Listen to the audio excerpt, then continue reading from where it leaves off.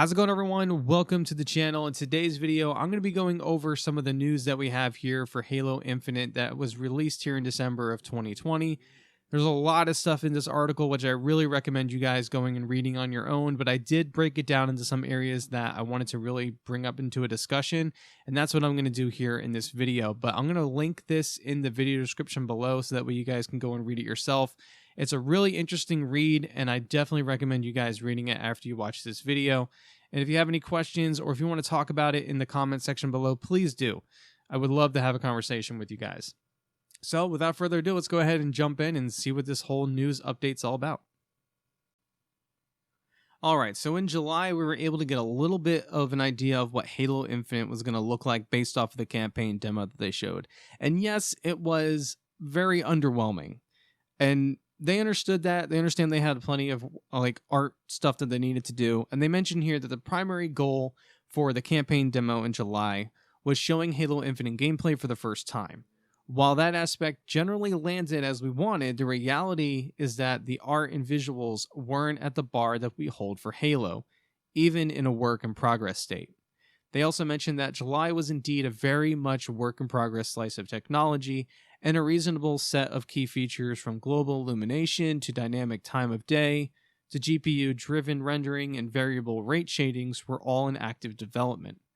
Much of the graphics team's capacity, along with some of the key technical artists, was focused on achieving higher resolution and performance leading up to the demo, which meant that several of these features didn't quite get the level of polish and bug fixing that was warranted. So I can understand where they're coming from with this, and I also respect for them to be very open about this too.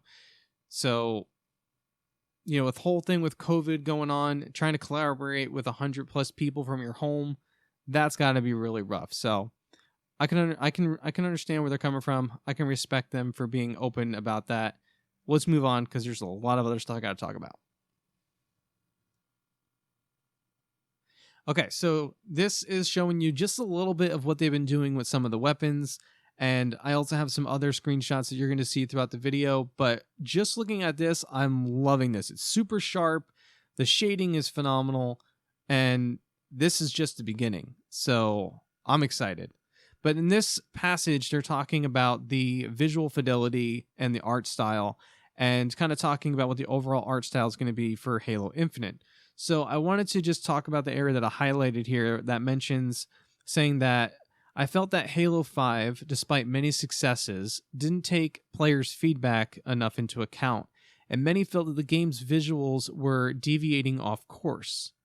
It was vital to embed Halo Infinite within very stable foundations that would borrow from the past, as well as making sure that any new assets would convey a sense of legacy that would resonate with all players, old-timers and newcomers alike. We knew it wouldn't be trivial to combine the cleaner and simpler forms of classic games like Halo 1 and 2, or Halo 1 or 2, with the next-gen requirements and expectations of Halo Infinite. Merging both was going to be a challenge, but we stood close to our visual principles and made it work in the best way, one day at a time. And that rocket launcher totally covers it. Like, I love how that rocket launcher really looks. And like I said, the sharpness of it, it's clean. The shading is beautiful on it. Like, if this is where we're at, I am totally fine. Like, they don't have to add any more to it. Like, I am totally cool with that. But let me know what you guys think of that rocket launcher in the comments. Let's move on. Okay, so we're still talking about the overall art style of Halo 5 and like the art fidelity and everything like that. So it mentions here that on the graphics technology front, we have made improvements along with fixing bugs that were inherent to some of the techniques, as well as iterating and polishing the features that were still in development. Some of the key areas of progress include better quality of global illumination, ambient occlusion, shadows, volumetric lighting, I can't speak today, sky, and atmosphere. We have also addressed issues with our GPU-driven rendering and texture streaming solutions that should mitigate the LOD popping and texture quality issues that were prevalent in the July demo. In addition to the graphics tech changes, we have made a lot of improvements on the content side across all disciplines such as environment, lighting, weapons, visual effects, and more. There's been a lot of work done retuning our dynamic lighting values to add more punch and contrast to the image. These include adjustments to our sun intensity, fog, atmosphere, and the addition to color grading, which did not make it in the July game demo. That right there, I am super excited about. All those things right there that just got checked off. The other stuff about the environment, lighting, weapons, visual effects, all that stuff, I am super pumped to see what they're going to be doing with the world. They do kind of show some multiplayer stuff and terms of maps that kind of goes over this a little bit, but I'm more excited to see about what the Halo rings look like with all that stuff added. It also says here that we've improved some of our materials to get more spectacular responses, more wear and tear on vehicles and weapons, more fidelity on our characters, and more macro breakups on large surfaces like rocks, terrains, and the hex walls. There's so much stuff that they're doing. So we're still talking about the overall visual fidelity front. So in this case, they're wanting to know if there's any other type of remaining priorities that the team is working on or trying to focus on. So it says here that on the graphics engineering side, that we have a team that is continuing to polish up the last bits of the featured work on lighting, global illumination, and the atmospheric.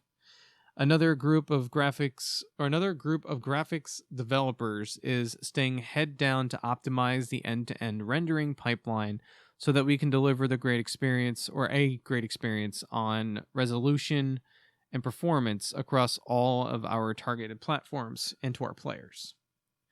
Also, on the art side, it's mostly further polish and bring it all together. So set dressing, mask painting, texture and material improvements, visual effects and lighting tweaking, as well as the animation polish variety, they're still all being worked. So they're definitely keeping themselves busy for sure. But everything they've talked about so far with the overall visuals, I think we're going to have our minds blown. At least I'm excited about it. I mean, it sounds like they're putting so much into this, and I'm excited to see where it goes. Okay, so let's talk about the live team, or in this case, the multiplayer side of things for Halo Infinite. It says that after we see Halo Infinite launch, we'll shift a bit more to monitoring the state of the game to ensure that we react appropriately. Not only is this working with our friends on the community team, but the analytics, the ongoing work with user research, etc., to ensure that the team knows what's working and what's not. This means that we will have a direct partnership with you, the players, and we'll use to improve the game experience together over the time of the game. Lastly, we're working across the studio to form the long-term roadmap for Halo Infinite. What should players look forward to each season? What we'll be partnering with the community to plan how the game is going to grow and evolve over time. And then how do we work with you to ensure that our roadmap can be communicated effectively? Okay, so they use this thing called the principle of pillars, and it's kind of like guidelines. That way no one deviates away from what they want Halo Infinite to kind of be like, feel like, look like. I don't know exactly, but they break it kind of down here for us. The first one is healthy engagement is paramount. We want everyone to play the game in a healthy manner that they enjoy. We're not trying to build a grind machine that burns everyone out in an attempt to get more game time from them. Halo Infinite needs to be a place where we all look forward to spending time. Next one is we maintain a player focus, or player first focus. Think of all the games that we've all played that have random rewards, asking people to play the way that they hate just for a new shiny or weaponized FOMO against the player.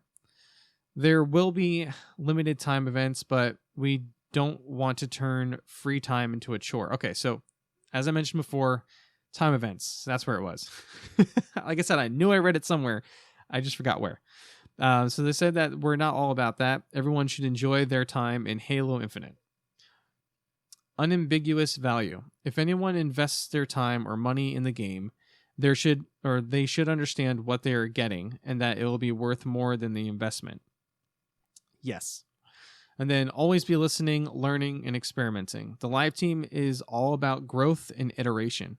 We build and support some fun content, but there will always be times when things don't go as planned or where something we tried didn't land well. There will always be times when we believe in ideas and want to give it a chance in the wild, and we ask to you to be understanding as we try them out. These will be moments for us to learn and grow.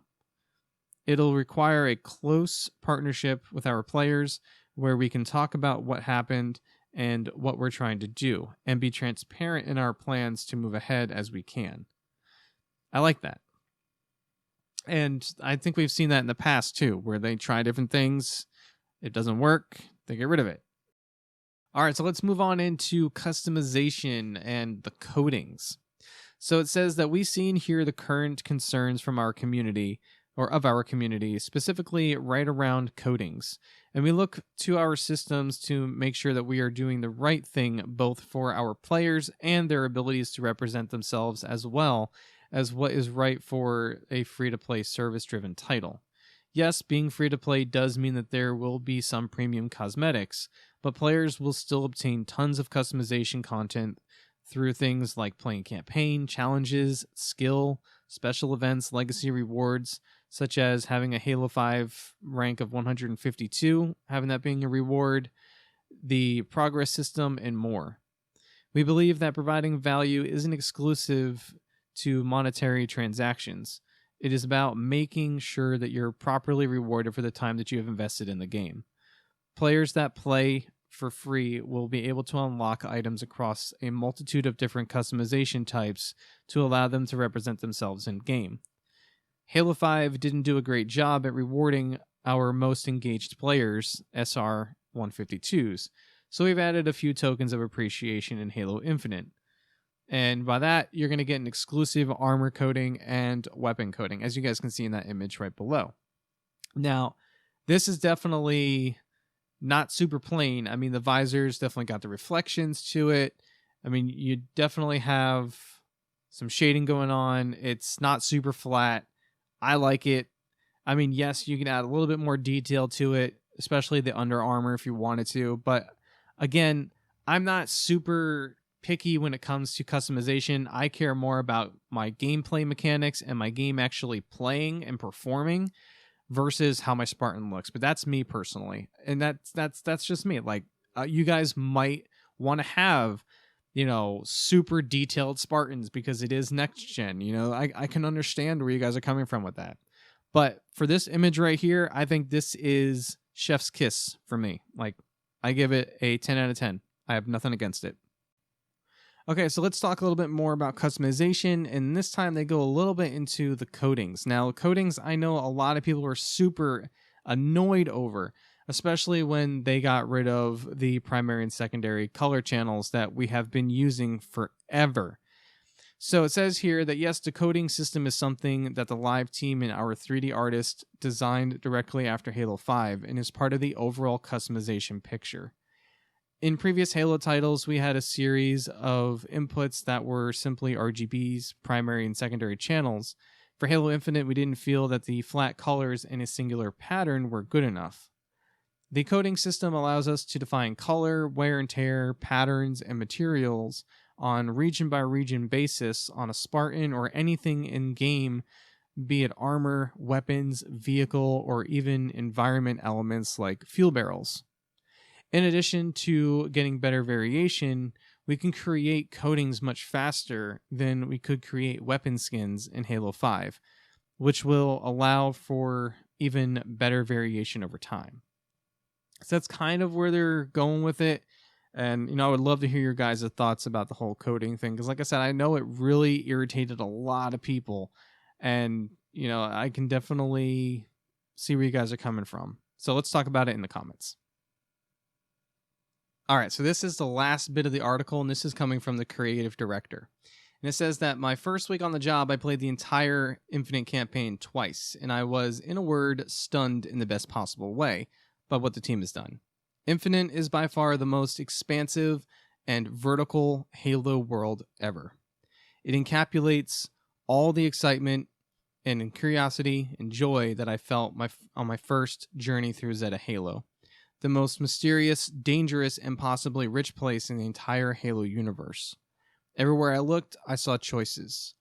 Do I explore off the Golden Path, assault the banished war base guarding the Valley Pass, follow a flight of Forerunner Sentinels into an unexpected cavern, rescue a squad of Marines dug in and desperate halfway up that mountain, or do I keep pulling the mainline story thread that feels epic and intimate at the exact same time?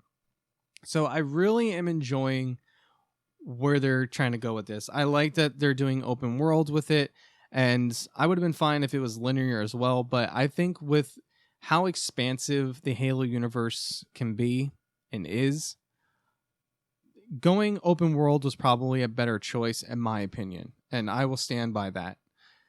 Now, one of the things when it says here that following a flight of Forerunner Sentinels into an unexpected cavern makes me kind of think about when you're doing the Lost Sectors in Destiny 2. And that's something that I also brought up back in July with a buddy of mine when we were watching the reveal together. And I was like, dude, it'd be so cool if you could go to these different types of Forerunner structures and explore them, find hidden types of lore to kind of get more invested into Halo and Halo Infinite and the different history of the Forerunners and stuff like that. I think it would be a really cool way for them to just immerse people more into the Halo universe in that way. So it'd be interesting to see how that kind of goes. But I want to hear from you guys. Out of all this information that I talked about, is there anything that you're excited about?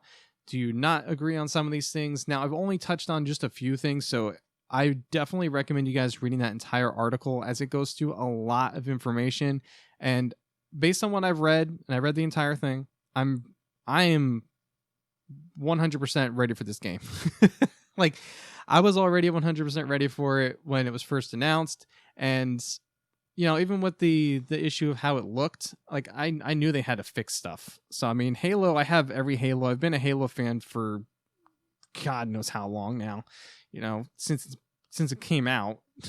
I'm aging myself here, but yeah, I think we're going in a good direction, and I want to hear from you guys. So let's talk about it in the comment section below. Let me get your own feedback on it. Everyone just keep yourselves respectful of other people's opinions. Okay. No arguing. Let's keep it civil, but I want to hear from you guys. Also, if you are new to the channel, if you enjoyed today's video, make sure you go ahead and give it a thumbs up, subscribe to the channel. It really, really helps the channel out. And if you do subscribe, make sure you click the bell icon. That way you can get notified every time I go live here on YouTube and every time I upload a video. And there's going to be plenty of more Halo stuff coming, whether it's just these little news snippets whenever they release them, or gameplay, or whatever the case may be. But there's definitely going to be Halo here, including Halo Infinite for sure. But anyway, guys, thank you so much for hanging out in this video. If you watched the entire thing, you are champs. I really appreciate that support. And I will see you all in the next video, comments, or in the next live stream. Take care.